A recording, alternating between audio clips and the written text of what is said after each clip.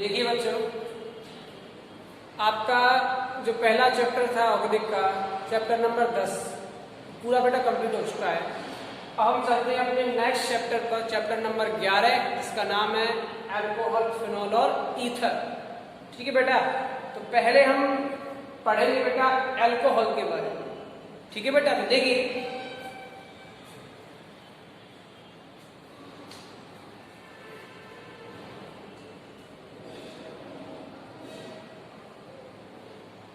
Alcohol. तो देखिए बेटा, अल्कोहल से आप पहले से ही परिचित हैं और आपने अल्कोहल के बारे में पहले से ही पढ़ रखा है कि इसका जो क्रियात्मक समूह है, क्रियात्मक समूह क्या होता है बेटा? OH। आपको ये पहले से पता है बेटा कि अल्कोहल का जो क्रियात्मक समूह है जिसे बोलते हैं फंक्शनल ग्रुप, वो बेटा OH होता है। और जब हम इसकी आईपीएसी नेमिंग करते हैं तो आईपीएसी नेमिंग में हम ये देखते हैं कि इसका जो सेकेंडरी जो सफिक्स है, इसका जो सेकेंडरी जो सफिक्स है बेटा, वो क्या आता है पीछे? ऑल। क्या आता है बेटा? ऑल। हम इसका यूज करते हैं जब हम इसकी आईपीएसी नेमिंग करते हैं।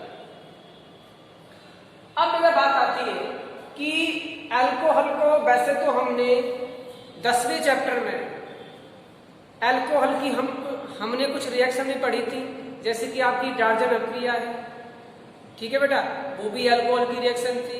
अल्कोहल की हमने बेटा PCl3 के साथ PCl5 के साथ हमने रिएक्शन देखी थी। अल्कोहल की रिएक्शन बेटा हमने किससे कराई थी? हैलोजन अम्लों से कराई थी, H2SO4 की प्रेजेंस में, ZnCl2 की प्रेजेंस में। तो यानी कि कहीं ना कहीं अल्कोहल के बारे में हम पहले से जानते हैं।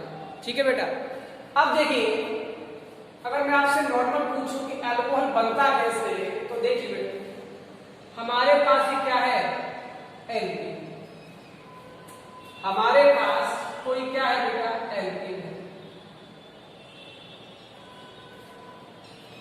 और इस एल्केन में से केवल हमें क्या करना है?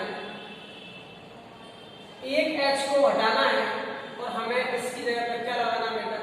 OH लगाना।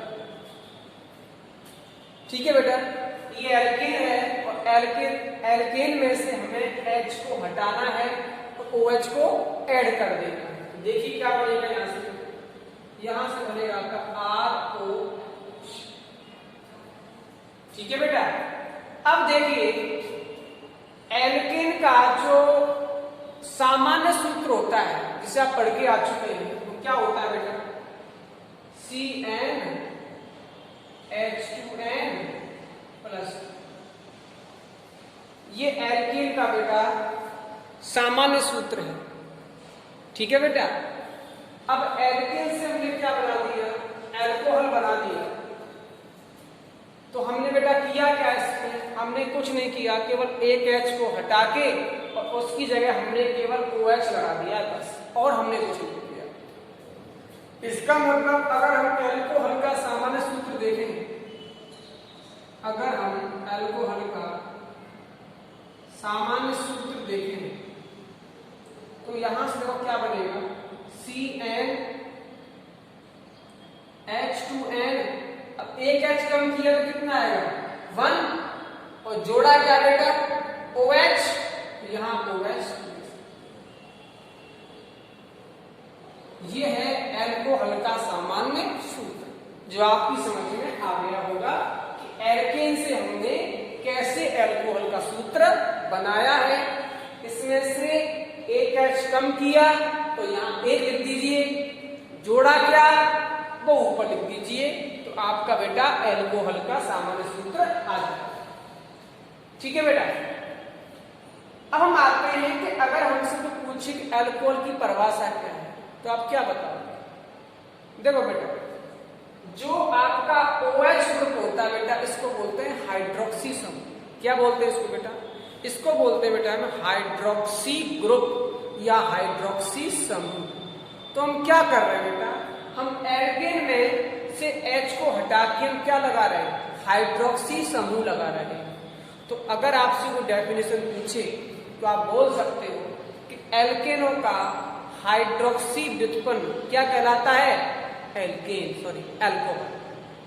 ठीक है बेटा, वापस रिपीट कर रहा हूं, एल्केन का जो हाइड्रोक्सी व्युत्पन्न होते हैं उन्हें बेटा हम क्या बोलते हैं, एल्कोहल कहते हैं।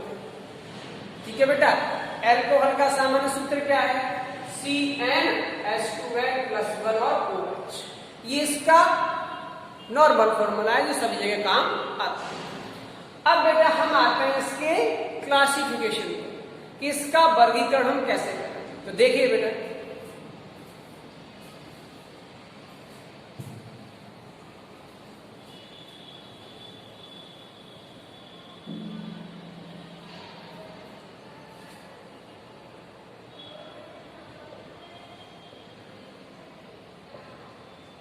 क्लासिफिकेशन यानी कि इसका वर्गीकरण कैसे करें। तो देखिए,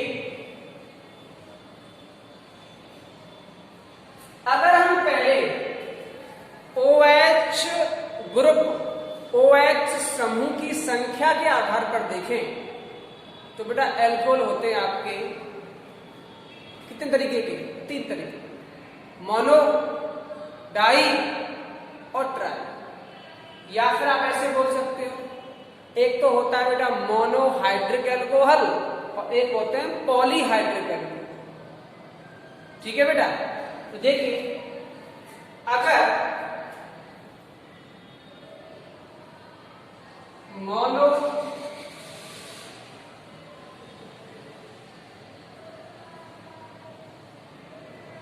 हाइड्रिक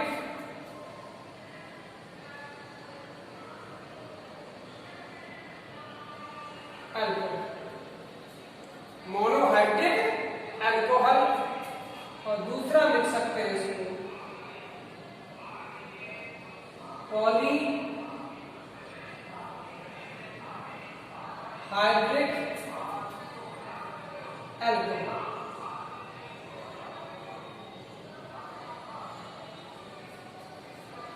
बात करें मोनोहाइड्रिक एल्कोहल की तो इसमें आप इतना याद रखें कि अगर केवल एक OH समूह, कितना हो, केवल एक OH समूह हो, तो इसे क्या बोलते हैं बेटा, मोनोहाइड्रिक एल्कोहल। फॉर एग्जाम्पल, चमक तो नहीं आ रही सर, चलो मोनोहाइड्रिक एल्कोहल कब, जब केवल एक OH ग्रुप लगा हुआ है। फॉर एग्जाम्पल देखें,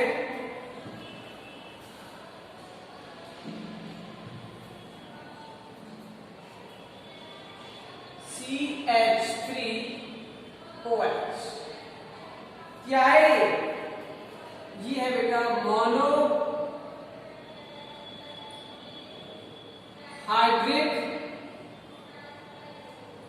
एल्कोहल। ठीक है बेटा, अगर इसकी IPAC नेमिंग देखें तो क्या नाम है इसका, मेथिल अल्कोहल।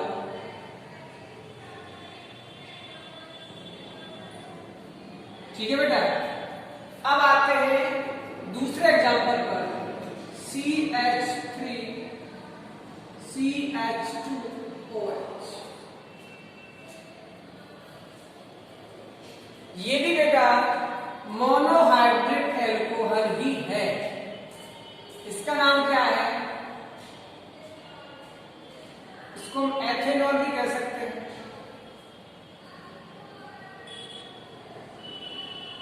एथेनॉल, या फिर इसको क्या बोलेंगे, एथिल अल्कोहल।